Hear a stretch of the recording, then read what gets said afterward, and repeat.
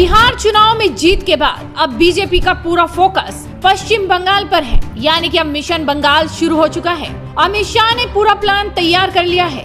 2021 के विधानसभा चुनाव के लिए पार्टी ने अभी से ही प्रचार में ताकत झोंक दी है। एक तरफ बीजेपी ने पिछले कुछ सप्ताह में कई संगठनात्मक बदलाव किए हैं, तो एक के बाद एक बड़ी पार्टी के नेता सूबे में पहुंचकर महासमर की तैयारी को धार दे रहे हैं। बैठक के बाद केंद्रीय गृह मंत्री अमित शाह और राष्ट्रीय अध्यक्ष जेपी नड्डा के महारथी बंगाल के विभिन्न इलाकों में फैल गए हैं और बीजेपी कार्यकर्ताओं के साथ बैठक कर चुनाव की रणनीति बना रहे हैं। बिहार में चुनावी जीत के बाद भाजपा का अगला पड़ाव वो पश्चिम बंगाल है, जहां अगले साल विधानसभा चुनाव होने हैं। पार्टी ने चुनाव के लिए ममता बनर्जी की अगुवाई वाली तृणमूल कांग्रेस सरकार के खिलाफ हाई वोल्टेज हमले के लिए मैदान भी तैयार करना शुरू कर दिया है और इसके लिए बीजेपी ने 5 धुरंधरों को तैयार कर लिया है। त्रिपुरा में बीजेपी के जीत के सूत्रधार रहे सुनील देवधर मेदिनीपुर में, विनोद सोनकर राडबंग इलाके में, हरीश द्विवेदी उत्तर बंगाल में, दुष्यंत गौतम कोलकाता में और विनोद तावड़े नवदीप जोन में बैठक कर रहे हैं। बीजेपी के 5 पांडव 20 नवंबर तक अपने अपने जोन में बैठक करेंगे और ग्राउंड स्थिति पर रिपोर्ट तैयार कर पार्टी आला कमान को देंगे। उसके बाद पार्टी आला कमान चुनाव की रणनीति बनाएगी।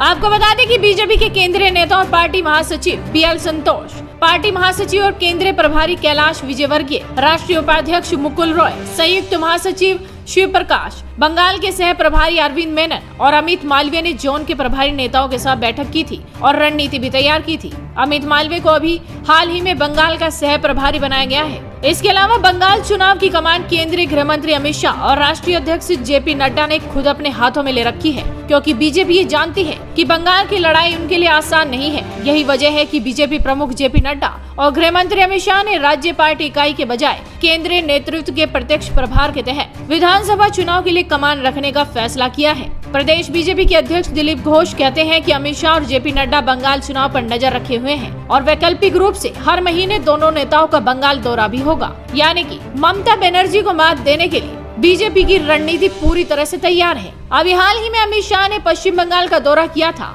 उस दौरे के दौरान भी अमित शाह ने दिखा दिया था कि अब ममता दीदी से बंगाल छीनने जा रहा है। देखना होगा कि चुनाव की तारीख आने तक ये लड़ाई ममता बनर्जी बनाम नरेंद्र मोदी ही रहती है या कोई तीसरा मोर्चा भी भूमिका निभाएगा। देखना होगा कि पश्चिम बंगाल के चुनाव में क्या धमाल मचता है और बाजी कौन सी पार्टी मारती है। इस वीडियो को शेयर कीजिए, साथ ही आपके अपने चैनल हेडलाइंस इंडिया को सब्सक्राइब कीजिए।